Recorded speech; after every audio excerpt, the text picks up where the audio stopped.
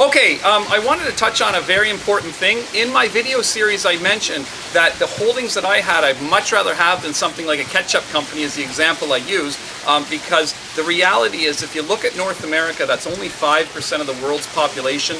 They don't use ketchup on, Chinese food or Indian food or whatever. So I gave the example that I thought a Coca-Cola has much better growth potential because throughout the world, people drink Coke and Coke-related products. Now, the interesting thing that happened is right after my video series came out, it was announced that Warren Buffett was buying Heinz ketchup, okay? And so that totally contradicts what I said. So I just want to clear some things up. Because a reasonable question would be, why did he buy Heinz as opposed to just buying more shares of Coca-Cola kind of thing, which he already owns? Okay, so this is the reason. It's basically the way the deal was structured. Now, with Heinz, it was trading at about $20 billion to buy the whole company.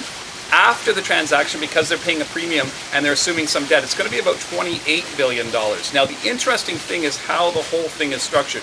Basically, first of all, Warren Buffett is investing, or Berkshire Hathaway is investing $8 billion in a 9% preferred share. So in other words, for $8 billion, he's going to get a 9% rate of return, and this is in the form of a preferred share dividend. So there's tax advantages. If he was to go out and buy bonds, he would have to earn 10 or 11% to get the same rate of return. That's a very, very good rate of return right now when if you go to the bank or whatever and invest your money, you're going to get 1 or 2% at the most, at the absolute most, okay?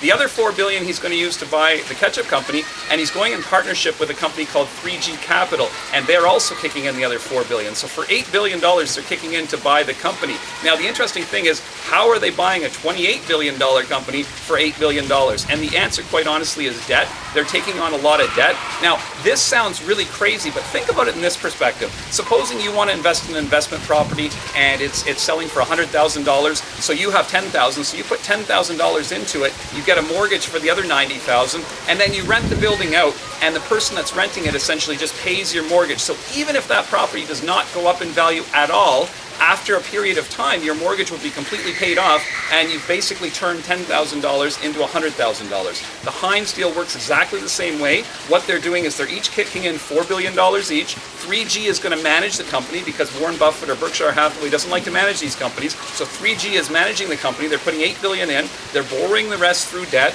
The way they're going to pay this debt is before the acquisition, Heinz was paying out dividends, okay?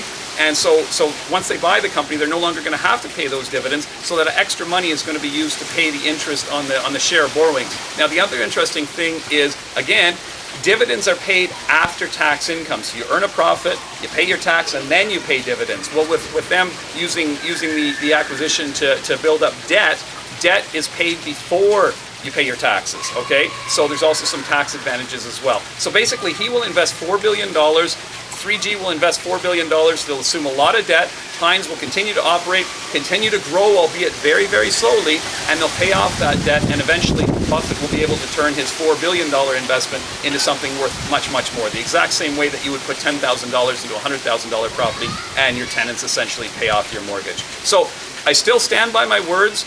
If you just, I don't have $12 billion lying around, neither do you.